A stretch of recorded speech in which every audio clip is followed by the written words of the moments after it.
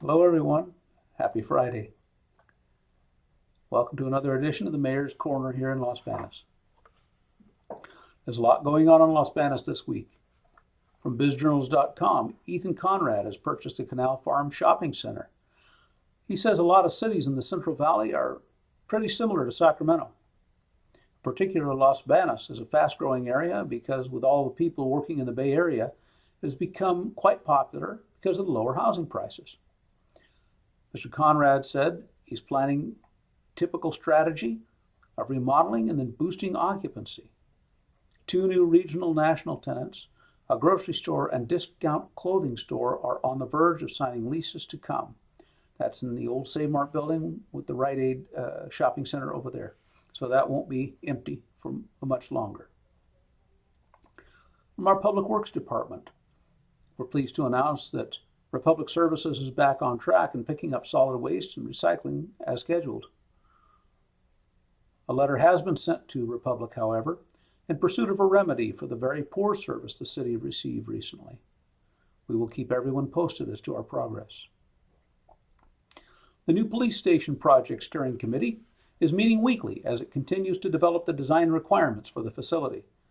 The outcome will be a document that will be the basis for bringing on board a design-build entity for the final design and construction of the project. Prefabricated building components for the fire department training tower have been delivered to Fire Station 1. Once the footings are constructed, the building assembly will begin. Note that our fire department responded to 57 calls this week, 22 of which were rescue and emergency medical. Central California Irrigation District is gradually reducing the water level in the main canal for maintenance purposes. This provides the city with the opportunity to repair the erosion under the West I Street Bridge.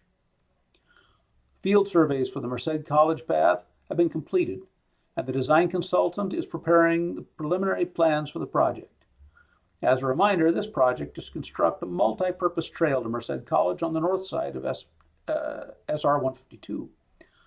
It's funded with Measure V. As per the Water Department, samples were taken at the wastewater treatment plant and tested for PFAs. These are chemicals that are not good for our health, especially our little ones. Influent had little to no PFAs, and the effluent showed very low levels of it. Results are being submitted to the Water Department ahead of the deadline. Caltrans, they're working at Mercy Springs Road. You'll notice some of those electric signs, those electronic signs, changeable message signs. These signs are part of a Caltrans project to make improvements to the roadway and add sidewalks. There's a project description here from Caltrans. They're starting to improve safety and mobility for pedestrians along Mercy Springs Road between Pacheco and Santa Cruz Way. New traffic signals and traffic loops will also be installed at the intersection of 165 and 152, the busiest intersection in the county of Merced. Work is scheduled to occur day and night and will include one-way traffic control lane closures. Motorists should expect 15-minute delays and are encouraged to seek alternate routes. Work there will begin on February 1st, expected to be completed in the fall. Caltrans yard, their yard on 152. Trees were removed there because of the large number of seasonally nesting egrets. No immediate plans to replace those trees or to replant any landscaping in the area. We had some great meetings this week with Assemblymember Gray, Congressman Costa's staff, along with our regular MCAG Board of Directors. MCAG discussed the various projects around the county, including roads and landfills. I asked Caltrans representative about the timing of the lights on Pacheco. He said he will be getting back to us on that request. Also, there was a closed session regarding the land acquisition to expand our landfill. Those discussions are confidential and ongoing. MCAG is planning for 30-plus years in the future.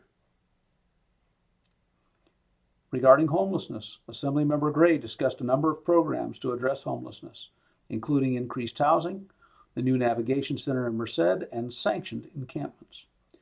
The plan is to use the Navigation Center to get the homeless to the proper services and permanent housing.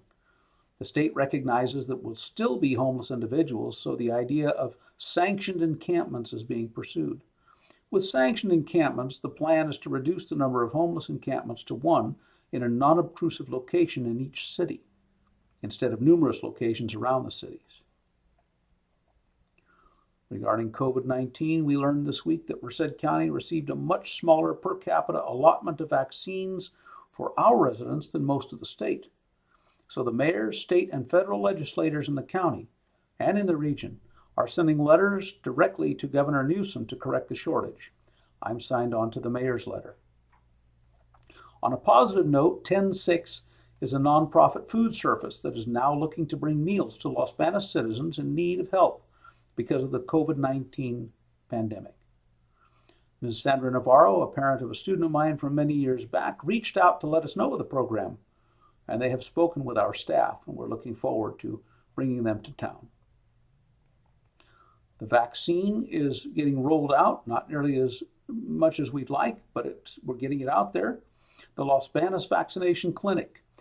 The county held its first public vaccination clinic in Los Banos yesterday at the fairgrounds. I understand it went smoothly. Chief Hurley and other fire department personnel were on site to observe the operation so that if necessary, the city could set up and operate a vaccination clinic. For the latest information on the number of vaccine doses being shipped to the county, visit the county COVID-19 website data dashboard available at www.co.merced.ca.us. Also, vaccinatemercedcounty.com. We've requested the data regarding vaccine doses per 1,000 residents by county, and as soon as we get that information, we'll be able to get out to the public as well. We do know that we did not receive our fair allocation, and that conversation took place with Mr. Costa's staff, and expressed their dissatisfaction with that rollout. COVID-19 has unfortunately taken 41 Los Banos residents within the city, 44 total with the city and the surrounding area. Our deepest sympathies on our losses.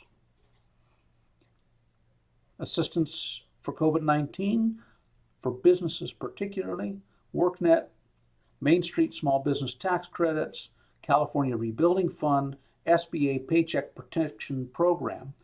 For all these and many, many more, you want to go to Reopen Merced, reopenmercedcounty.com, and you can also check with our staff here at City Hall in the Community and Economic Development Department.